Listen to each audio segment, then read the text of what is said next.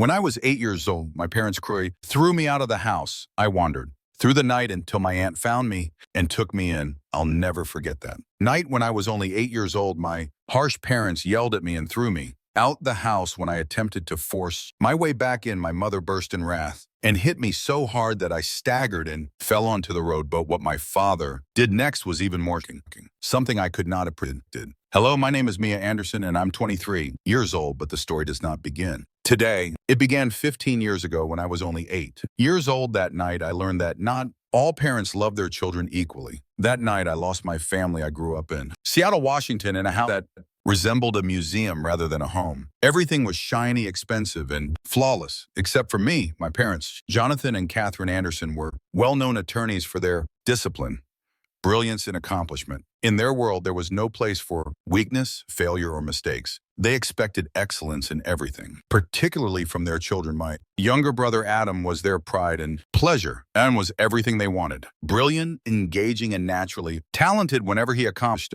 something our parents shower with. Love, praise, and attention. He was the golden child in me. I was merely the additional one. They weren't sure what to do with the mistake. No matter how hard I worked, I was never good enough. If I received a B on an exam, my parents would stare at me as if I had personally embarrassed them. If Adam received an A, they would celebrate if I needed help. With my homework, they told me to do it myself if Adam required assistance. They engaged the best tutor money could buy. They acted as if he deserved success. While I deserved nothing, I spent my childhood chasing their approval, convinced that if I worked hard enough, if I tried my hardest, would eventually notice me. Finally, they love me in the same manner that they loved Adam, but nothing I accomplished was ever satisfactory. When I succeeded, I was invisible. When I failed, I was apparent. When I was 8 years old, things changed. It was the night I realized that no amount of effort could make them adore me. That night they made a decision. They decided I didn't fit into their beautiful family. On a frigid evening, my life as I knew it came crumbling down. Had just gotten back from school, my backpack dragging heavily on my shoulders, but the weight in my chest was far heavier that day. I took an important arithmetic test. I'd spent endless evenings studying, going over my notes over and again, thinking that this time I'd make my parents proud. Despite my best efforts, I only received a C+, and I understood what that meant. As soon as I went inside the house, I could hear their voices in the living room, loud, piercing, and disappointed. My hands gripped around my test paper while I remained frozen in place, listening. Check. An embarrassment, my mother said sharply, each word piercing the air like a knife. We have given her everything, every opportunity, and she still fails us. My father's voice followed, colder than before. We've done our best to shape her into something worthwhile, but she keeps proving she's not meant to succeed. My gut wrenched horribly, and I felt my breath catch. They were talking about me. Again, check. Lazy, my father added. No matter how much we push her, she never rises to the occasion. She is not the kind of child we can be proud of. Tears welled in my eyes, blinding my vision. I'd done everything I could and worked harder than ever, but it wasn't enough. Then my mother's voice broke the silence in a way that made my blood run cold. We can't keep doing this. Maybe it's time for her to leave. I felt the ground beneath me shift. For a moment, I thought I misheard her. I was 8 years old. She couldn't have meant that, but she did. After supper, my parents summoned me to the living room. My father sat on the couch with his arms tightly crossed over his chest.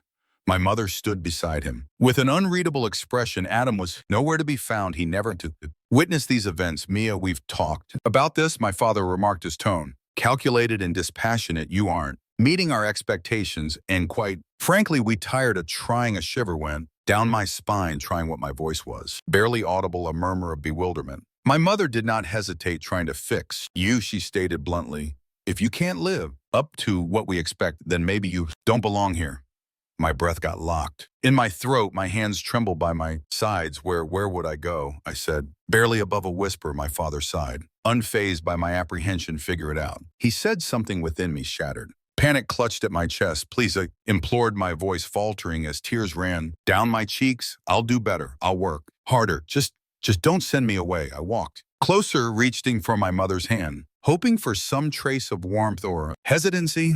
Instead, she punched me. It happened so quickly that I barely had time to respond. Her punch hit my cheek, sending a ripple of anguish through my skull. My head snapped to the side and I staggered, almost dropping to the ground. For a brief moment, the entire globe went silent. My heart hammered in my ears.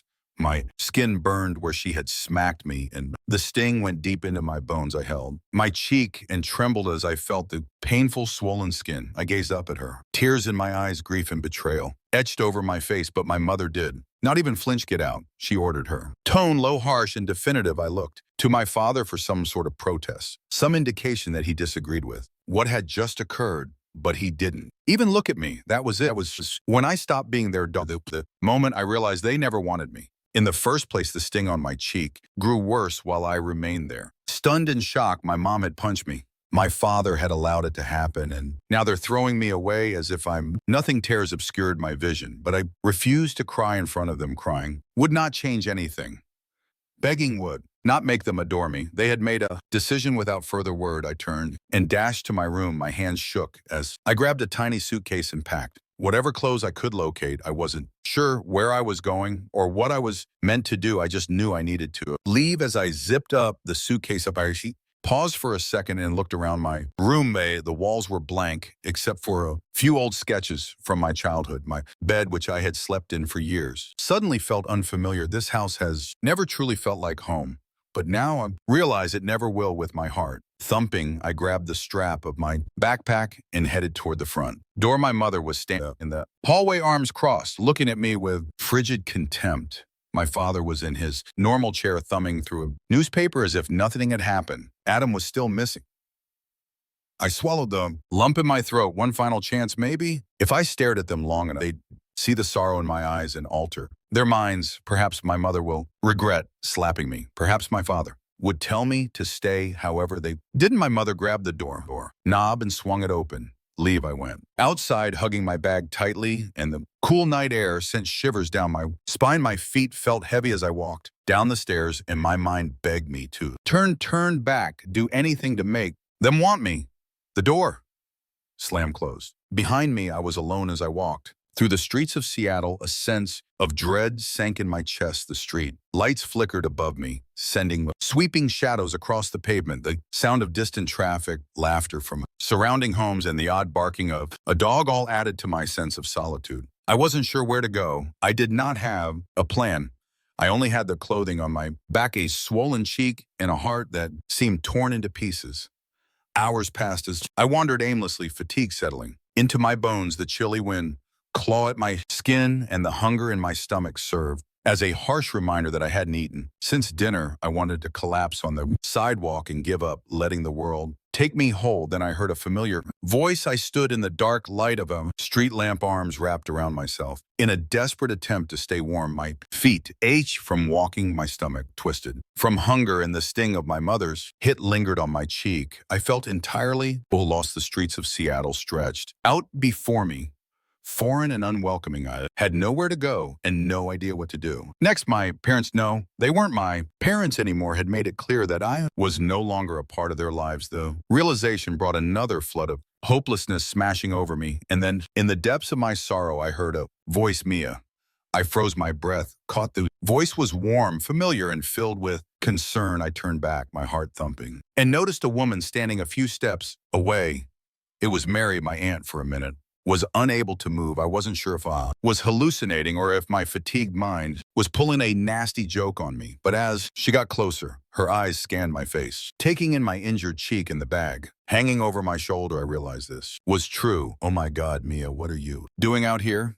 She inquired, her voice filled with concern. I opened my lips to respond, but the words would not come. How could I describe what had just occurred? How could I tell her my mother had punched me, that my father had witnessed it and said nothing, that they discarded me like garbage? Mary must have noticed the agony in my eyes, because before I could even speak, she rushed up and hugged me.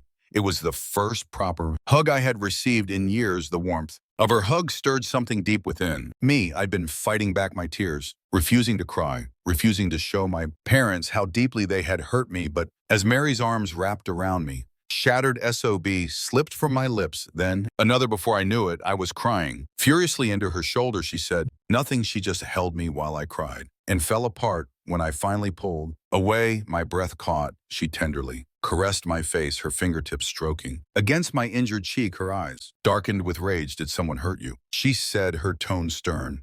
I paused, but I could not lie. It was my mom, I said. Quietly, she hit me, and then they told me to leave. Mary inhaled quickly, her jaw clenching. For a minute, she appeared to want to march right to their house and give them a piece of her mind. Instead, she took a long breath and gently exhaled as if forcing herself to remain calm. Come with me, she urged her. Tone softer, now you're safe now.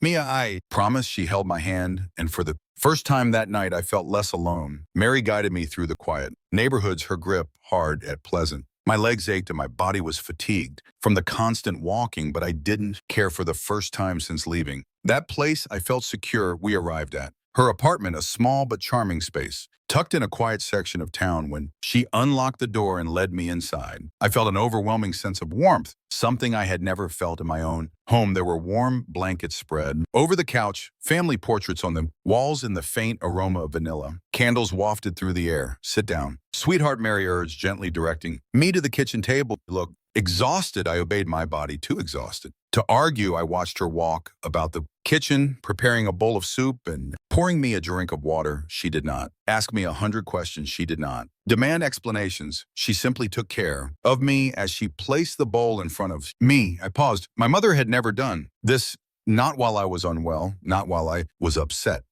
Not ever eat, she spoke quietly. And then we'll talk. My first sip of soup warmed me from the inside out. I didn't realize how hungry I was until I started eating and finished the entire bowl in minutes. Mary sat across from me, studying me intently now. She replied, folding her hands together. Tell me everything. I gulped hard, my gaze sliding to the table. Where do I even start? They never wanted me. I finally admitted, my voice lifeless. No matter what I did, it was never enough. Adam was their favorite. I was just a failure, a disappointment. Mary's face clouded, but she did not interrupt. I got a C+ on a math test today, I explained, and that was the final straw. They said, "Bye."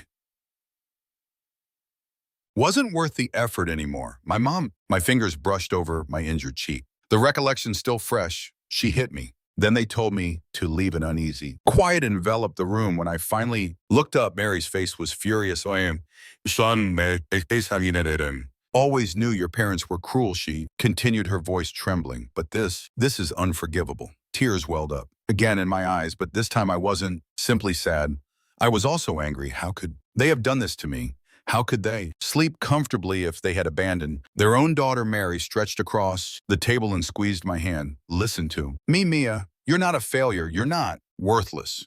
You are smart and strong, and you didn't deserve any of this. A lump developed in my throat. I spent my entire life trying to prove myself to my parents, but as I sat in Mary's warm, comfortable kitchen, I came to a realization. I did not have to prove anything to them. They'd made their choice, and now I'll make mine. I was not going back that night. For the first time in a long time, I slept soundly. There were no quiet arguments outside my door. There was no overpowering sense of failure pushing down on my chest. Mary's corridor light cast a nice glow into the guest room, and a blanket pulled over me provided warmth. For the first time in my life, I was not simply surviving. I felt safe. Mary served me scrambled eggs and toast for breakfast the next morning. It was unusual to have someone care about me unconditionally without expecting perfection in exchange. As I ate, she sat across from me, drinking her coffee. You can stay here for as long as you need, she stated simply, as if it wasn't a question. I hesitated, a tinge of doubt seeping in. I don't want to be a burden,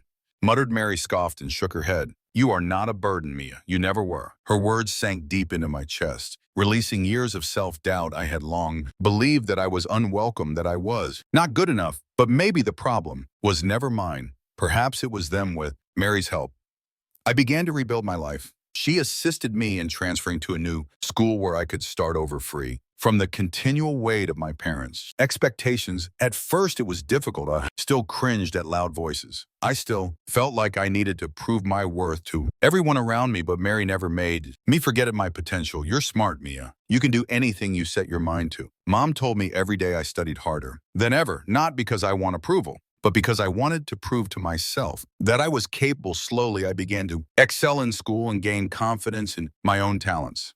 Meanwhile, my brother Adam remained inside the house, ill, imprisoned by our parents' crushing expectations. I scarcely spoke to him throughout those first several years, but I was concerned about him. I'd escaped, however, he was still stuck, Phone chimed one evening. I was sitting on the couch scrolling through my school assignments. My heart almost stopped when I saw Adam's name on the screen. Adam, hello, could we talk? I stared at the message, my fingers hanging above the keyboard. A part of me wanted to dismiss it, to leave that period of my life behind and never look back. But another part of me, the one that still cared despite everything, understood it, was contacting me for a reason. I took a deep breath. Mia, what is going on, little? Did I realize the text would signal the beginning of something I never expected? A shift that would alter everything. Adam's letter sat on my screen, shimmering in the softly lighted room. For a time, I paused. Why now? He had never reached out to me before. Not when I was fighting to meet our parents' unrealistic expectations, not when I was kicked out, and not in the years following, but something told me this wasn't a regular text. I responded fast. Yes, we can discuss. What's happening? His reply came almost immediately. Adam, can we meet? I just need to get out of here for a while. Could sense the desperation in his words. It wasn't like Adam to sound unsure, not the golden boy, the favorite child who always got his way. But something had changed. An hour later, I met him in a quiet coffee shop near Mary's flat. When I saw him, I knew something was wrong. Confident, polished brother, I recalled, appeared weary. His eyes were sunken, his posture slouched, and his fingers tapped nervously on the table. He looked up as I sat down, his face hesitant and almost remorseful. Hey, I nodded and kept my voice neutral. Hey, we didn't speak for a while. The stillness between us was dense with unspoken words. Finally, Adam moaned and scratched his temples. Mom and Dad are suffocating me. He said they won't let me do anything that doesn't fit their idea of success. I told them I wanted to do a performing arts school, and they lost it. They said I was wasting my potential. Frowned. What do you mean? I thought you wanted to follow in their footsteps. We law, school, corporate success, all of that. Adam gave out a hollow laugh. That's what they wanted, not me. For the first time, I looked at him not as the sibling I despised for being the favorite, but as someone who had been trapped like me. He may not have been kicked out like I was, but he had been just as confined and crushed by expectations. I can't do this anymore, Mia, he said, his voice raspy. Don't want to wake up every day feeling like I have to be perfect just to be worthy of their approval. Had a strong sense of recognition. I understood that. Feeling better than anyone else, I took a deep breath, then I stopped hesitating. Adam looked up at me, bewilderment in his tired eyes. You don't owe them your life. I stated firmly, if you don't want the life they're forcing on you, then leave. Start over, you have a choice. Adam, his jaw stiffened. It's not that easy. Remarked, I still live under their roof. They pay for everything. School clothes, food. If I leave, I have nothing.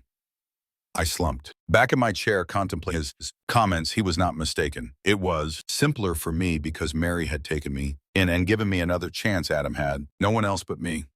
I met his gaze then. Come stay with me.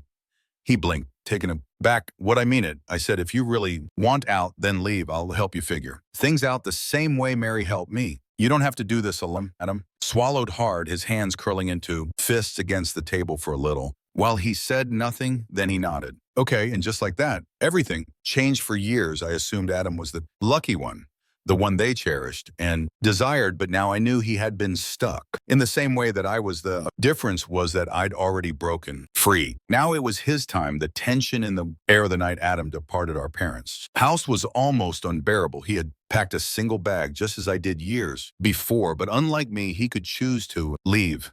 He was not being tossed out. He was finally gaining control of his own life. Mary and I waited for him outside in her car, which was parked a few homes away. From our boyhood home, my gut was tight, with apprehension, knowing our parents would not let him leave without a battle. But Adam was determined. He'd spent years as their perfect son, their golden child, and now for the first time was selecting himself. The front door opened 15 minutes later, and Adam stepped out onto the porch. Mom and Dad were just behind him. Even from a distance, I could see the rage in their faces. Mary tightened her grip on the steering wheel. Are you sure he's ready for this? She wondered. I breathed slowly. He has to be. Adam strode down the stairs, his motions rigid and strained. My father stood at the doorway, arms crossed, face twisted, with barely restrained rage. If you leave, now you will not come back, my father cautioned. Adam paused. I could practically feel his internal struggle. Years of training, years of being the preferred son, the one they shaped to. Their liking leaving meant losing up of that, but then he took another stride forwards. Then I won't come back. Mother gave a bitter laugh. You're making a mistake, Adam. You're nothing without us. I felt my nails drive into my palms as she said I'd heard those identical lines. Before words designed to rob us of our confidence and make us believe we were powerless without them, Adam, however, did. Not shy away, he returned to them for one. Last time, no, Mom, I was nothing with you. And with that, he walked towards us. Mary accelerated as soon as he got inside the car. Pushing away from the curb, I turned to face Adam, expecting him to display some expression of contrition, but instead, he sighed with relief. For the first time in his life, he was free that night. Adam stayed in Mary's guest room, which had become my safe haven all those years before. He was quiet at first while processing everything, but as we sat at the kitchen table, something about him felt lighter. I should have done this sooner, he said. Staring at his hands, I gave him a slight smile. You did it when you were ready. That's all that matters. Mary touched his shoulder. You'll figure things out, Adam, and you don't have to do it alone. I noted in accord. We're in this together for years. I believed that my family was irreparably shattered and that I would never have a sister who genuinely understood what I had been through. But as I sat with Adam and watched his confidence begin to recover, I noticed something. Perhaps we were not broken. We were just breaking free. The days that followed seemed strange. Adam was finally out of his parents' grasp, but he was still getting used to his new situation. At first, he was quiet and reserved. He spent a long time lost in thought, contemplating what had happened. But gradually, I began to see the true guy emerge. He played his guitar more, something he had to give up due to our parents' stringent prohibitions. He began talking again about musical songwriting and finally doing something for himself rather than for them. It was weird to see him without the weight of their expectations on him. However, it was wonderful. We were sitting on Mary's little balcony admiring the city lights. When Adam turned to face me, do you ever think about them? He inquired tentatively. I breathed gently, my fingers stroking the mug's rim. I confessed, for years I wanted them to regret what they did. I wanted them to realize their mistake, to come find me and beg for forgiveness. Adam nodded while looking down, and now I considered it briefly before shaking my head. Now I don't care anymore, and I intended it. I had spent so much of my youth and adolescence needing something from them that would never give me love, approval, or an apology, but the truth was that I didn't need it anymore. They were not part of my life. I was better off without them. Adam remained silent for a time before nodding. I think I'm getting there too. We sat in peaceful silence, the weight of the past gradually fading into the night air. As the months passed, I immersed myself in my studies, resolved to make something of my life, not for them, but for myself. Adam began writing and recording music with a newfound freedom. For the first time, we were creating lives we truly desired. And then one day, Mary approached us with an idea that would change everything. We were sitting in the living room laughing at one of Adam's stupid song lyrics when she gave us a thoughtful look. What if we did something with all of this? Was asking. Adam lifted his eyebrow. With my music number, with everything we've been through, she clarified. You both know what it feels like to be rejected, to be told you're not enough. What if we created a place for kids who feel the same way? I frowned. What do you mean, Mary? Leaned forward, eagerness in her eyes. A community center, a place where kids and teenagers who feel lost, abandoned, or pressured by their families can come and just be themselves. No expectations, no judgment, just support. The notion settled in my chest like a spark waiting to ignite. I remembered the kid I used to be, the child who yearned for affection, who arrived to my room, secure haven, and someone to tell her she was enough. I envisioned what it would have been like if such a location existed back then. Adam sat up taller. We could have music programs, art classes, tutoring, a place where kids can actually do what they love without fear of being told they're wasting their time.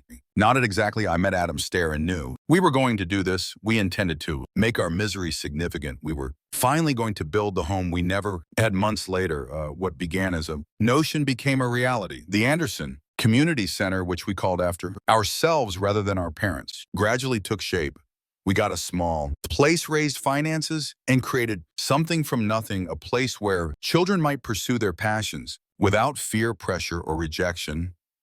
Every time I stepped inside, I felt a strong sense of purpose. This was what I was destined to do, not prove myself to my parents or seek their favor. But just when I thought I'd left the past behind, it came calling. It happened during a calm afternoon in the community center reviewing schedules. When my phone rang, I hadn't this number in years. My stomach turned. Almost didn't respond, but then curiosity got the best of me. Hello. A crisp, familiar voice came through the line, Mia. I froze. My mother. It had been years since I'd heard her voice. Just hearing it felt my chest constrict. We need to talk, she said. I clenched my jaw. We really don't, she let out a deep sigh. Enough with the attitude, Mia. We've been patient, but this little act of rebellion has gone on long enough. I nearly laughed. Act of rebellion, did she really believe? I had established a whole new life only despite her. What do you want? I inquired. Plainly, your father and I have been thinking about the future, she said. We believe it's time you come home. Bam! Grabbed the edge of the desk home as if they hadn't discarded me like rubbishes. If she hadn't punched me in the face and declared me worthless. You're getting older, Mia, she continued. You need stability, a real career. That community center nonsense isn't going to sustain you forever. My heart pounded. She had not altered, not even a little. I took a deep breath and kept my voice calm. Let me make something very clear to you, Mother. You are not my family. Used to being my family the day you hit me and threw me out into the streets, her stillness added. The other end was deafening. I persisted, my voice resolute. I used to dream about this moment, about you realizing you were wrong, but now I see that you haven't changed at all, and I don't need your approval anymore. I heard a sudden intake of breath. May it be reasonable? No, you are reasonable, I replied. I am never coming back to you. I am never letting you have control over me again. You don't get to decide my future. I do, and I choose to live without you. Her voice became sharp. You're making a mistake. You'll regret this. I grinned, but she couldn't see it. Number, I regret ever wanting your love in the first place. With that, I hung up. That was the moment I realized I was free. As on the day of the community center's grand opening, I stood with Mary and Adam, admiring the space we had created together, for youngsters like us who have been rejected, abandoned, or made to feel inadequate. Adam strummed his guitar with a slight smile on his face. Mom and Dad would hate this, he reflected. I laughed. Good. Mary wrapped her arms around both of us. You two have done something incredible. I hope you know that I gazed around at the children passing through the doors, kids who would never have to feel as alone as we did. I didn't need my parents' love. I did not need their approval. I had something better. Family selected me, a life I created on my own terms, and for the first time in my life, I was exactly where I was supposed to be. Thank you for watching. If you haven't subscribed yet, please do so and hit the notification bell to stay updated with more shocking real-life stories happening around you.